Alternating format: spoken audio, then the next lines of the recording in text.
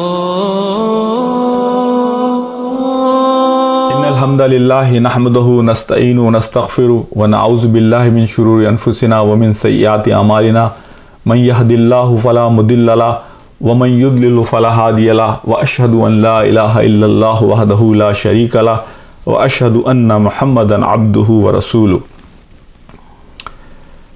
میرے انتہائی قابل احترام بھائیوں، بہنوں، دوستوں اور میرے ساتھیوں، میں آج نبی پاک صلی اللہ علیہ وسلم کی زندگی کے حوالے سے ایک ایسا پہلو آپ کے سامنے رکھنا چاہتا ہوں کہ بخدا اگر اس پہلو پر ہم اپنی زندگی میں عمل کر لیں تو ہماری زندگیوں میں سکون آ جائے گا۔ اور وہ پہلو ہے کہ جس کی وجہ سے ہم اپنی زندگیوں میں اکثر و بیشتر پریشان رہتے ہیں۔ یہ جو ہم اپنے آپ کو غیر محفوظ سمجھتے ہیں، انسیکیور سمجھتے ہیں، اپنی زندگی کے مختلف ڈائمینشنز میں، ہم اگر گھر میں مرد کی حیثیت سے ہیں تو ہم بعض اوقات یہ محسوس کرتے ہیں کہ ہمیں وہ رسپیکٹ نہیں مل رہی، وہ احترام نہیں مل رہا کہ جو ایک مرد کو ملنا چاہیے۔ ہم اگر ایک عورت کی حیثیت سے گھر میں ہیں تو ہم بے شمار موقع پہ محسوس کرتے ہیں کہ عورت کو جو عزت مقام ملنا چاہیے گھر میں وہ نہیں مل رہا۔ ہم معاشرے میں ہوتے ہیں تو ہماری سب سے بڑی فکر یہ ہوتی ہے کہ ہمیں معاشرے میں ایکسیپٹنس ملے، لوگ ہمیں ریکگنائز کریں، ہمیں ایکنالج کریں، لوگ ہماری واہ واہ کریں، لوگ ہمارے قریب آنا چاہیں، لوگ اپریشیٹ کریں کہ ہم کون ہیں، ہمارے مال کو، ہماری صلاحیتوں کو،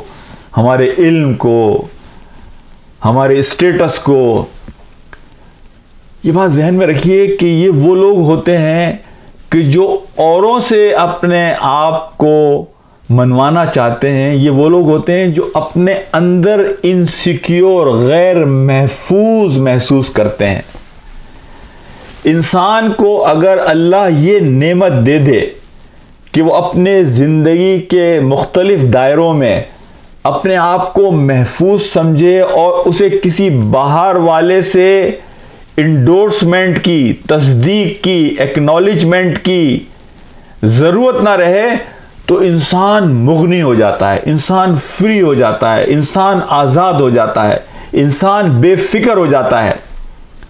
پھر وہ انسان لوگوں کو خوش کرنے کے بجائے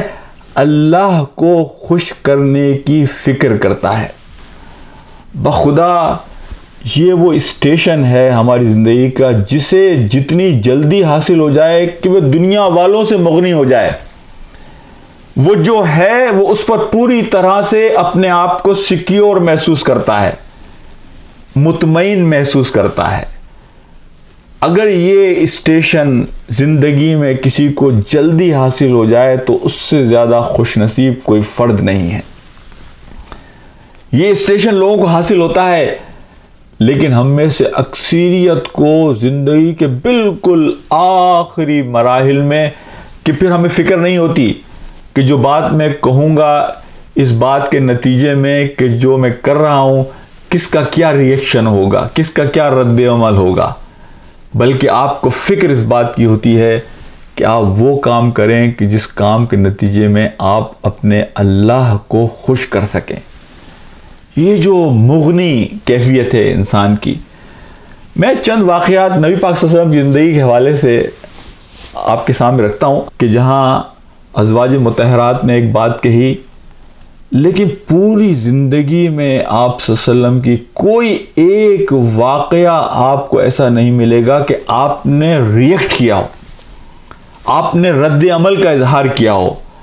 آپ نے کوئی ایجیٹیشن شو کیا ہو، آپ نے کوئی اضطراب شو کیا ہو، آپ نے غم اور غصے کا اظہار کیا ہو۔ بے شمار مواقع پر ایسا ہوا کہ ازواج مطہرات کے کچھ واقعات قرآن نے بھی کوٹ کیے ہیں کہ گھر میں ایسے واقعات ہوئے کہ ازواج مطہرات نے آپ سے جو ہے کچھ دنیا کے حوالے سے ڈیمانڈز آپ کے سامنے رکھیں کہ ان کے خرچے کے لیے کچھ چیزیں مقرر کی جائیں۔ بعض واقعات ہمیں ملتے ہیں کبھی آپ سے ناراضگی کا اظہار کیا، کسی طریقے سے آپ کو محسوس ہوئی یہ بات،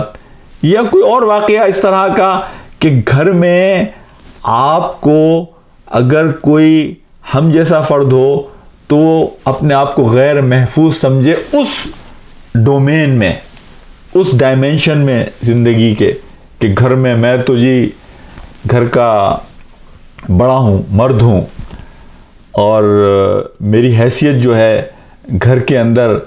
جو ہونی چاہیے وہ متاثر ہو رہی ہے. ہم جیسے لوگوں کو تو یہ محسوس ہوگا.